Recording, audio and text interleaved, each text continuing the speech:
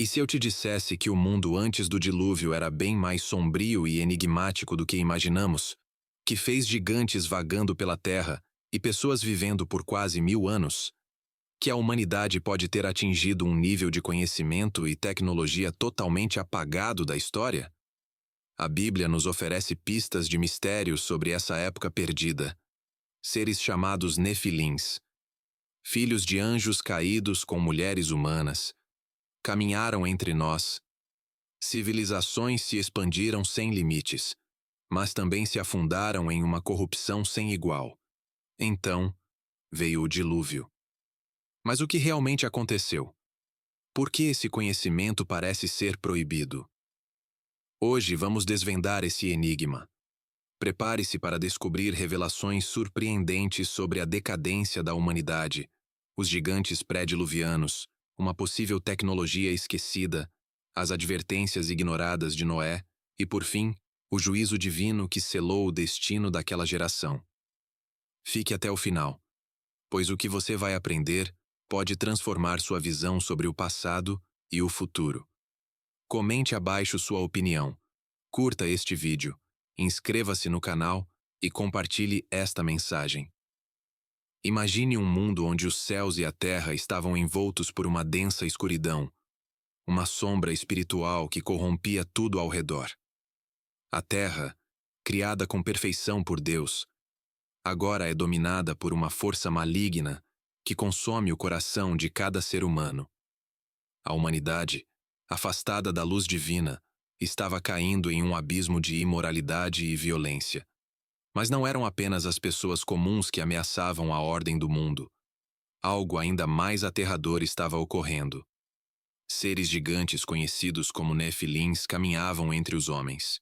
Eles não eram apenas altos. Suas presenças causavam tremores na terra. Os Nefilins, seres gigantescos e temidos, eram filhos de anjos caídos, conhecidos como filhos de Deus, que desobedeceram à ordem divina. Esses seres não pertenciam ao reino da terra ou do céu, mas transitavam entre ambos, possuindo um poder e uma essência que desafiavam toda a compreensão humana. Imaginem a cena. Seres de estatura descomunal, com forças além da imaginação, andando entre os homens, ditando regras e trazendo destruição por onde passarem. Não eram apenas criaturas físicas. Sua presença aterrorizava o espírito humano, deixando uma marca de medo em cada aldeia e cidade por onde passavam. Não eram apenas gigantes, mas monstros de outro mundo, com olhos que refletiam o abismo e almas tão corrompidas quanto aos seus corpos. Eles possuíam uma força física que fazia com que qualquer resistência humana fosse inútil. As lendas de seu poder se espalhavam, mas ninguém ousava desafiá-los. As próprias leis da natureza deixam claro o ceder diante deles. Gênesis 6:4 descreve os Nefilins como heróis da antiguidade, homens de renome. Mas que tipo de heroísmo era esse? Um heroísmo marcado pelo medo, pela crueldade e pela destruição. A Bíblia nos dá uma pista, mas o que resta nas entrelinhas é ainda mais aterrador. Esses seres não eram apenas humanos gigantes, mas desafios diretos à ordem divina. Eles tinham um poder sobrenatural. De onde veio esse poder? Como seres celestiais, os filhos de Deus que desceram à terra eram diferentes de tudo o que a humanidade conhecia. Esses anjos que se corromperam ao desobedecer a Deus trouxeram consigo uma sabedoria maligna, algo que parecia mais uma praga. Não apenas suas descendências eram monstruosas, mas o próprio legado de seu pecado deixou marcas profundas na criação. O próprio planeta parecia ser moldado para a acomodação esse poder distorcido. À medida que o mal se espalhava, transformando a Terra em um lugar irreconhecível, o que é ainda mais perturbador é que os Nefilins não estavam sozinhos. As nações se aliaram a eles, como se foram seduzidas pela promessa de poder absoluto. O preço? A perda da humanidade. As sociedades antes governadas por valores de compaixão e respeito agora foram conduzidas por essas forças perversas, que inspiravam temor e obediência absoluta. O medo fazia as pessoas se ajoelharem diante desses seres sobrenaturais, até que os próprios conceitos de moralidade se desfizeram completamente. O amor foi substituído pela tirania, a sabedoria pela enganação. O medo tornou-se uma nova religião. Mas como tudo na vida, o poder absoluto tem um custo. As alianças entre homens e nefilins chegaram a rachar. O egoísmo e a ambição desmedida geraram traições e intrigas. O que antes parecia uma união inquebrantável começou a se fragmentar, à medida que os gigantes projetaram mais e mais. A humanidade, seduzida por promessas de poder e imortalidade, viu-se atada a uma aliança com o mal que não podia ser desfeita. E essa corrupção tinha um preço tão alto que a destruição de tudo o que era bom era inevitável. Algo ainda mais perturbador estava se revelando nas sombras. Uma tecnologia avançada que deveria ter sido uma bênção para a humanidade, mas que em mãos erradas se transformou em uma maldição. A Bíblia não fala abertamente sobre essas invenções, mas há garantias de que nos levam a crer que a humanidade, sob a influência dos nefilins e dos filhos de Deus, alcançou níveis de conhecimento e habilidades que ultrapassaram qualquer coisa que pudéssemos imaginar. Era uma tecnologia não só física, mas também espiritual e sobrenatural, que desafiava as leis da natureza e que podia manipular os elementos, curar, destruir e até mesmo controlar a própria vida. Na construção de grandes monumentos e cidades, encontramos vestígios de uma engenharia tão precisa e complexa que não condiz com o nível tecnológico da época, especialmente se considerarmos as dificuldades do período pré-diluviano. Estruturas como pirâmides, fortalezas e artefatos, formas com geometrias perfeitas, sugerem que havia conhecimentos avançados em matemática, astronomia e até manipulação de energias que estão além da compreensão humana. Era como se as leis naturais, criadas por Deus, fossem subvertidas para fins egoístas e malignos. Os nefilins, com sua sabedoria corrompida, ensinaram os humanos a dominar forças da natureza que não deveriam ser controladas. Falar em energia pode ser um conceito moderno, mas imagine por um momento um mundo onde a humanidade sabe manipular o fogo, a eletricidade e até mesmo a energia vital das pessoas. Esse conhecimento, trazido por essas entidades caídas, foi usado para a opressão, criando máquinas de destruição, armas que desintegravam tudo em seu caminho e artefatos mágicos que usurpavam os poderes de Deus. Essas invenções não eram apenas ferramentas, elas dominavam a própria natureza, como se os homens, influenciadas pelos nefilins, tentavam brincar de deuses. No entanto, essa busca pelo controle absoluto teve consequências catastróficas. A natureza se rebelou contra esses experimentos, criando distúrbios cósmicos, cataclismos naturais e um desequilíbrio que destruiu as próprias bases da criação. O que foi feito não poderia ser desfeito. O mais aterrador de tudo é que as próprias criaturas, que antes eram obra de Deus, agora eram manipuladas e corrompidas. O homem não só havia adulterado a natureza, mas também seus próprios corpos e almas. Dizia-se que foram feitos experimentos envolvendo a criação de seres híbridos, onde as linhas entre o humano e o animal, o natural e o sobrenatural, se tornavam cada vez mais difusas. Esses seres, moldados por uma tecnologia corrompida, não eram mais criaturas de Deus, mas abominações da criação, refletindo a decadência de um mundo entregue à maldade e à desobediência. Essas invenções, por mais que prometessem riquezas e poder, traziam consigo um custo espiritual altíssimo. À medida que os nefilins e seus seguidores avançavam na manipulação do mundo, a corrupção da alma humana aumentava exponencialmente. O que antes era bom, agora estava sendo usado para dominar, escravizar e destruir. As máquinas e os artefatos que a humanidade criava sob a orientação dos anjos caídos foram fora de controle, tornando-se uma praga que varria tudo à sua volta. E assim, ao mesmo tempo em que os homens se elevavam ao poder, se afundavam no pecado. Toda essa tecnologia, em vez de salvar a humanidade, contribuiu para a queda irreversível daquele mundo. Deus, diante da destruição de sua criação, sabia que o único caminho era a purificação através do dilúvio, para restaurar uma terra que havia se tornado irreconhecível.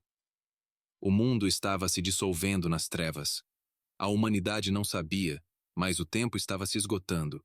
O juízo de Deus, já anunciado nas Escrituras, estava pronto a ser liberado. Quando as sementes do mal floresceram, a única maneira de erradicá-las seria através da destruição total. Mas quem poderia escapar? Quem teria força para resistir a esses filhos da rebelião? Em meio a essa tormenta, uma luz fraca surgiu. Noé, um homem em uma terra completamente corrompida, mas ainda assim, o último fio de esperança para salvar um mundo que se afundava na decadência. Noé era um homem comum, mas ao mesmo tempo diferente. Ele não era como os outros homens daquela época, que viviam em desatino, mergulhados na violência e no pecado. Noé era justo, um homem fiel a Deus em um mundo que havia se tornado irreconhecível. Ele via as trevas ao seu redor e, em vez de se submeter à corrupção, se manteve firme, fazendo o que era reto. Sua fé não estava apenas nas palavras, mas em suas ações, no modo como vivia sua vida. Noé não se curvou diante dos nefilins ou da violência que se espalhava por toda parte. Ele foi uma exceção em um mar de impiedade. Noé, então, recebeu uma ordem de Deus que parecia impossível de compreender: construir uma arca, uma gigantesca embarcação capaz de suportar as águas que viriam. Deus o alertou sobre o dilúvio, que destruiria toda a criação. E não era apenas uma inundação comum, a destruição seria total e irrevogável. A água, como um manto de justiça divino, cobria a terra inteira, apagando de uma vez por toda a corrupção que se espalhava como uma doença incurável. Mas em sua fidelidade a Deus, Noé não apenas construiu a arca, ele começou a anunciar àqueles ao seu redor. Ele clamou por reclamações, clamou sua voz em meio ao caos, dizendo à humanidade que o tempo estava se esgotando, que a destruição era iminente. Arrependam-se antes que seja tarde. Ele gritou, mas as palavras de Noé caíram em ouvidos surdos. A humanidade, completamente envolvida em sua própria decadência, zombou dele. Os nefilins, com toda a sua força e poder, riam de Noé e de suas advertências. O povo que ainda restava na terra estava tão enraizado no pecado que não compreendia a gravidade da situação. As advertências de Noé foram ignoradas, como um eco perdido na tempestade. Mas enquanto o mundo ignorava, enquanto as pessoas se entregavam aos seus prazeres e desejos, Noé continuava a construir a arca, sem desanimar. Ele sabia que uma tempestade estava se aproximando, mas sua fé nunca vacilou. Ele sabia que era o último fio de esperança para a humanidade. À medida que os anos passavam, o cenário ainda mais sombrio. O pecado se multiplicava como uma praga, e a violência parecia ser a única linguagem que os homens conheciam. Alguns homens e mulheres, em um último suspiro de pesar, se aproximaram de Noé e pediram perdão. Mas era tarde demais. O tempo de graça estava se esgotando. As portas da arca estavam prestes a se fechar, e a justiça de Deus se aproximava com passos difíceis, como um trovão que não poderia ser evitado. Noé, no entanto, não cessava em suas advertências. Ele sabia que, assim como as sementes do mal evoluíram, a semente da justiça ainda poderia dar frutos. Se um homem apenas pudesse ser salvo, talvez o coração de muitos pudesse ser tocado. Mas o povo, com seus corações resistidos, olhou para Noé como se fosse um louco. Eles não viam, não entendiam e não queriam ouvir. E então chegou o dia em que a arca foi finalmente concluída. Noé e sua família, os únicos justos, entraram. As portas se fecharam atrás deles, e o mundo, sem aviso, foi engolido pelas águas. A chuva caiu como nunca antes. A terra tremeu. O céu parecia estar desabando sobre as cabeças dos homens. Os rios se elevaram como se quisessem alcançar o próprio céu, e as ondas cobriram tudo. Não houve escapatória. Não havia sido o último fio de esperança, mas mesmo ele não pôde salvar a todos. Ele havia anunciado, ele havia clamado, mas a humanidade escolheu não ouvir. Agora, as águas estavam se levantando, e a justiça que se aproximava não poderia ser evitada. O dilúvio chegou como um pesadelo imprevisto, engolindo tudo o que existia na terra, deixando apenas as águas como testemunha da destruição total. A humanidade, que havia sido anunciada, agora pagava o preço da desobediência e da corrupção. Mas o juízo de Deus, embora severo, também trouxe consigo uma nova chance, um novo começo, representado pela Arca de Noé. A sobrevivência de Noé e de sua família não foi apenas um ato de misericórdia divina, mas também uma lição para todos nós. O mal não pode prosperar para sempre, e a justiça divina se cumprirá, não importa o quanto se tente ignorar. No entanto, a história de Noé, um relato do passado, é uma advertência atemporal para todos nós. Um lembrete de que o pecado tem consequências e que o tempo de arrependimento não dura para sempre.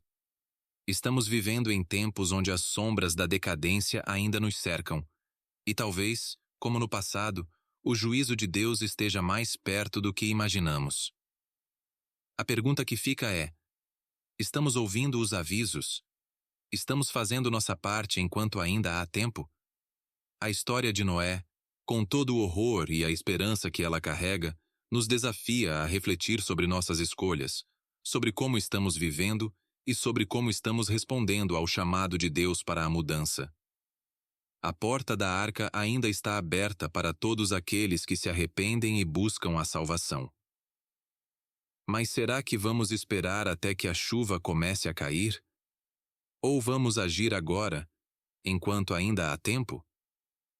Curioso para saber mais sobre os sinais dos tempos que estamos vivendo hoje? Compartilhe nos comentários o que você acha que podemos aprender com a história de Noé e como ela se aplica à nossa vida nos dias de hoje. Não se esqueça de curtir e compartilhar este vídeo com quem precisa ouvir essa mensagem de alerta e esperança. Inscreva-se no canal para mais conteúdos que irão ajudá-lo a entender as verdades profundas da Bíblia e a viver de acordo com a vontade de Deus.